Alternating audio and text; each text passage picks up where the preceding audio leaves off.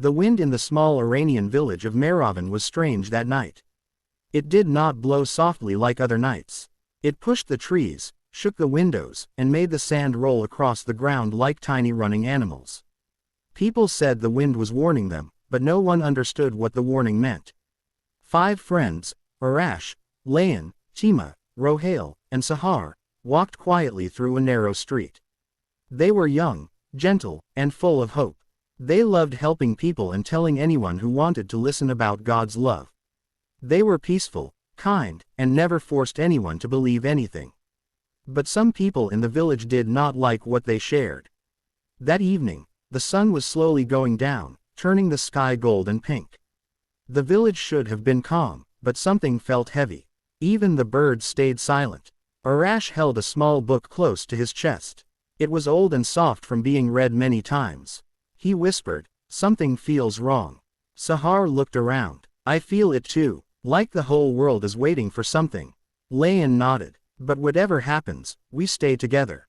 Chima smiled softly. "And we stay brave." Rohail touched the stone wall beside him and said, "And we stay gentle.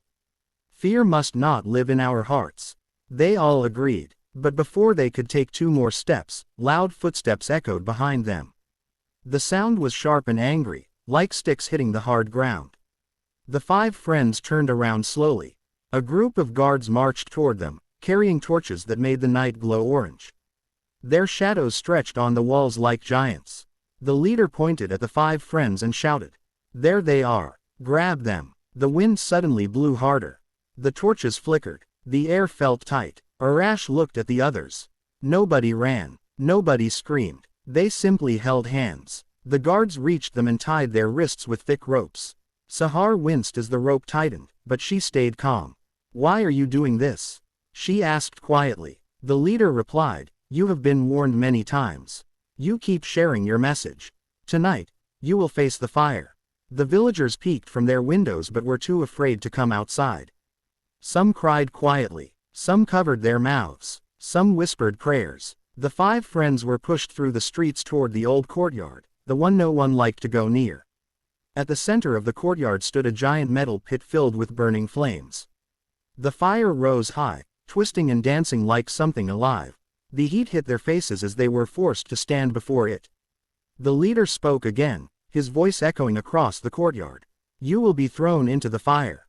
And we will see if your God can save you." Arash felt his heart beat fast. Chima's hands trembled. Layan breathed slowly, trying not to cry. Rohail whispered something soft, maybe a prayer. Sahar lifted her head and stared at the flames as if they were not stronger than God. The fire roared louder, almost as if it heard the words spoken about it. The sky above them darkened. A heavy cloud moved in, blocking the stars. The wind suddenly stopped, completely. Everything became still, too still. The next few seconds would change everything. But no one, not even the guards, knew it yet. The courtyard felt colder than it should, even with the giant flames rising and twisting in front of everyone. The guards expected the 5 friends to beg, cry, or fall to their knees in fear. But something strange happened instead. Arash, Layan, Chima, Rohail, and Sahar stood quietly, almost peaceful, even though the fire crackled loudly like it wanted to swallow everything around it. The leader of the guards frowned. "Why are you not shaking?" he demanded. "You should be afraid." Arash slowly lifted his eyes. "We trust God. That is all." The leader scoffed, but deep inside, even he felt uneasy. The air didn't feel normal. The wind didn't return. The night was too still, like time itself was holding its breath. The villagers, hiding behind walls and doors, watched with wide eyes. No one dared speak. Even the smallest child pressed their face into their mother's clothes to stay calm. Sahar felt the heat of the fire touching her skin, but something in her heart whispered gently, "Do not fear." She turned to the others and said, "Whatever happens, remember his love is bigger than any flame." Rohail nodded. "We stand together." Layan added, "And we stand with hope." Before they could say another word, the leader raised his hand. "Bring them closer to the fire." The guards began to push them forward. Their ropes scraped against their wrists, but still they didn't resist. They walked with slow steps, almost like they were guided by something unseen. The fire glowed brighter, lighting their faces with orange light. A guard near Chima paused for a moment. His hands shook. He whispered softly, almost too quietly to hear, "Why are you so calm? How can you be calm?" Chima looked at him gently. "We are not alone." The guard stepped back quickly, almost frightened by the softness in her voice. The leader grew angrier. He didn't understand this peace. "Enough. Throw them in." But just as the guards reached out to push Arash forward, a deep, thunder-like sound rumbled in the sky. All eyes turned upward. The dark cloud above them began to move. Not fast, but slow, powerful, steady, like something huge was waking up behind it. A thin line of white light cracked through the cloud, bright like morning but sharp like lightning.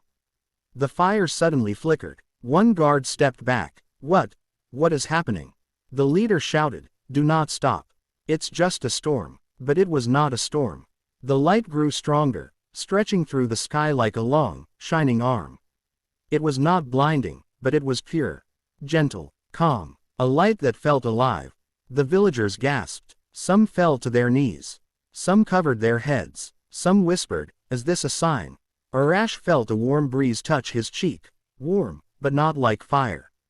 Warm like comfort, like protection. He whispered, "He is here." The guards tried to pretend they weren't scared, but the fear in their eyes betrayed them. The fire kept shrinking, even though no water touched it. It dimmed as if something stronger than it was telling it to be still. The sky rumbled again, soft, deep, and full of power. The leader stepped back now, his voice trembling. What is this?" No one answered, but everyone could feel it. Something impossible, something no one expected, was about to happen next. The courtyard was quiet, not the gentle quiet of night, but a heavy, impossible silence. The flames, once roaring like hungry beasts, now whispered faintly, almost ashamed. The sky above had split into shadows and light, a strange mix of dark clouds and golden beams that made everyone squint. Arash, Layan, Chima, Rohail, and Sahar looked at one another. Their faces were calm, filled with a strange joy. They could feel it, the presence of something greater than anything in the world. They could feel God's love surrounding them, wrapping them like an invisible shield. The leader of the guards stumbled backward. His anger was gone, replaced by fear he had never known. He shouted, "Stop this! You fools! Do you not see the fire? Do you not feel the pain?" But the 5 friends did not answer. They didn't need to. Their hearts were speaking louder than any words, louder than the crackling fire or the screams of the fearful villagers hiding behind walls. Sahar lifted her head and whispered softly, "He is with us, he has never left us." The guards froze. Even the wind had stopped. The only sound was the faint hum of something deep and powerful, like the earth itself was breathing. Suddenly, a shadow moved in the corner of the courtyard. The villagers gasped. A small figure, an old man who had been too afraid to leave his house, had come forward. His eyes were wide with wonder. I see it," he said. "I see him. He is here." The leader turned on him, furious. "Go back. This is not your business." But the old man ignored him. He stared at the 5 friends, then at the fire, and finally at the sky. This is impossible," he whispered. "Nothing can stop what is meant to be." The flames shivered, twisting violently for a moment, then suddenly, they stopped. Not a single lick of fire moved. It was as if the fire itself had been commanded to obey something far greater than human hands. Rohail took a deep breath.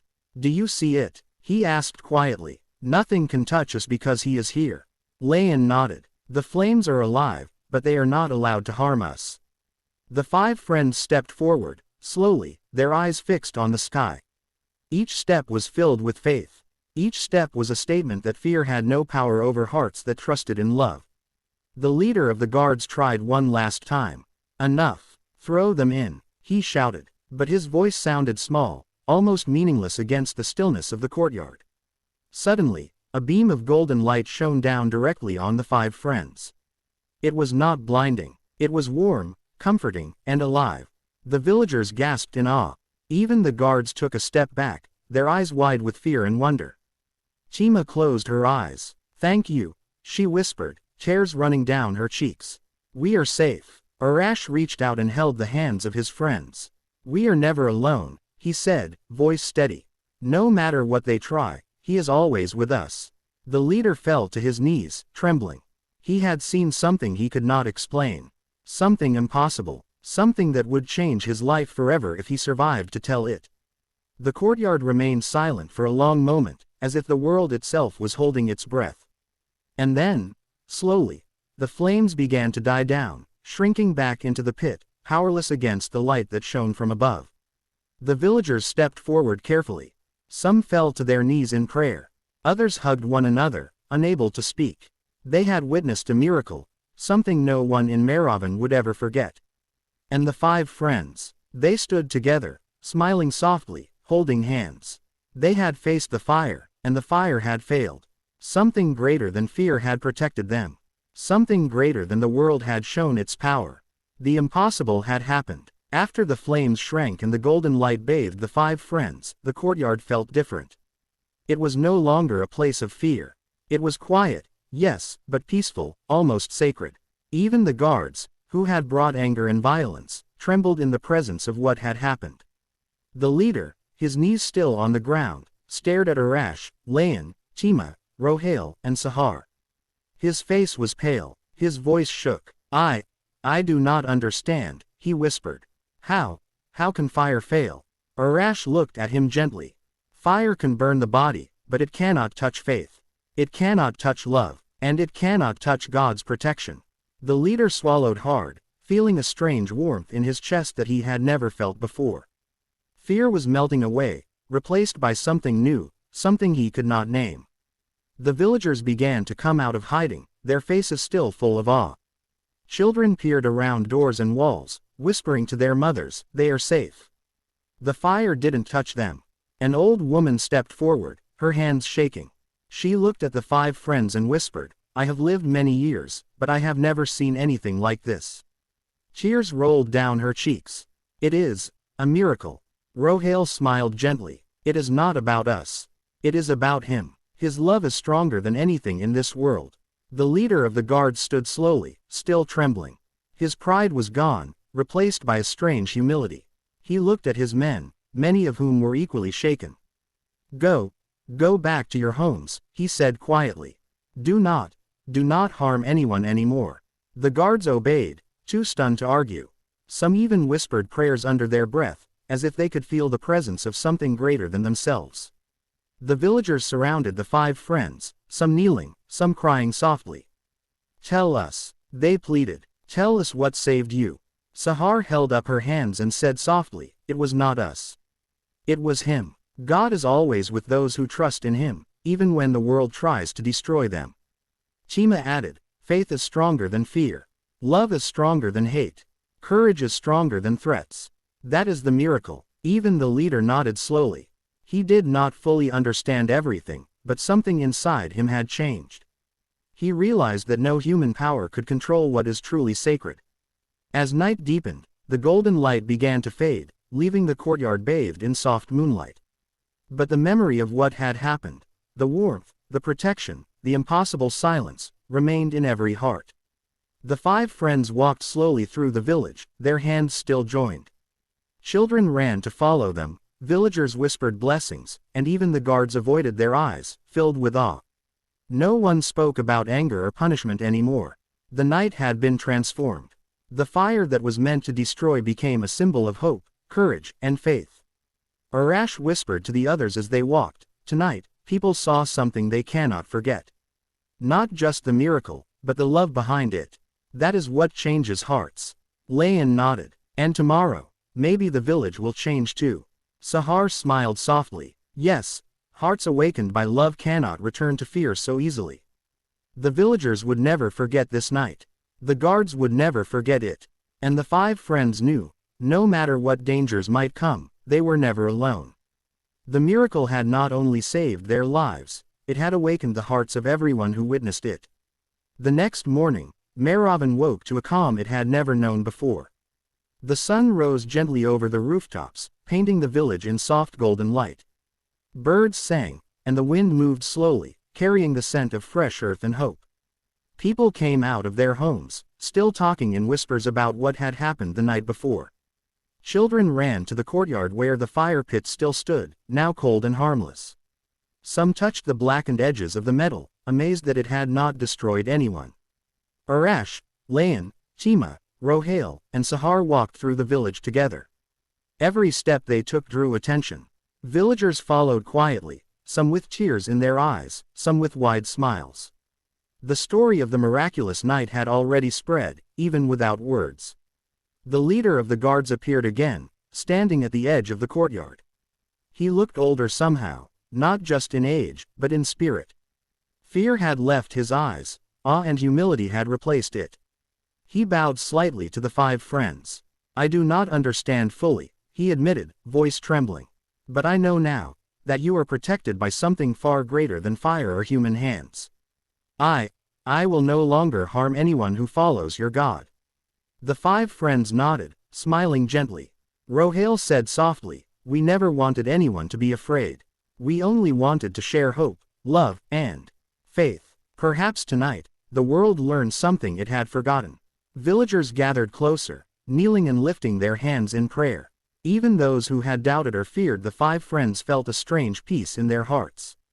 They no longer saw danger, only the possibility of courage and love. Sahar turned to look at the sky. The clouds had parted, leaving a clear blue horizon. She whispered, "Look, the sky is smiling." Chima added, "The light that saved us didn't just come from above. It came through everyone who believed in love, hope, and courage." Over the following days, the village of Mehravan changed. People who had hidden from one another now spoke kindly. Guards who had enforced fear now protected the weak and helped the sick. Children laughed freely. Families prayed together. The memory of the fire remained, not as a symbol of pain, but as a reminder that love and faith are stronger than any danger. Arash, Layan, Chima, Rohail, and Sahar continued to walk through the village, sharing stories of hope. They did not need to raise their voices. People remembered the miracle. People remembered that the impossible had happened. People remembered that God's protection and love are real. One evening, as the 5 friends stood on the small hill outside the village, looking down at the rooftops glowing in the sunset, Arash said softly, "Tonight, we rest. But tomorrow, the world will still need courage, faith, and love. And we will continue to share it." Layan nodded. "The fire could not touch us, but the message must reach farther than the village. Hearts must awaken everywhere." Sahar smiled, holding her friend's hands. "We have seen the miracle. And now, we live it." The villagers watched from below, many with tears in their eyes. The story of that night spread far beyond Mehravan, inspiring others to stand brave, to trust, and to believe in love stronger than fear. The miracle was not just the fire that failed.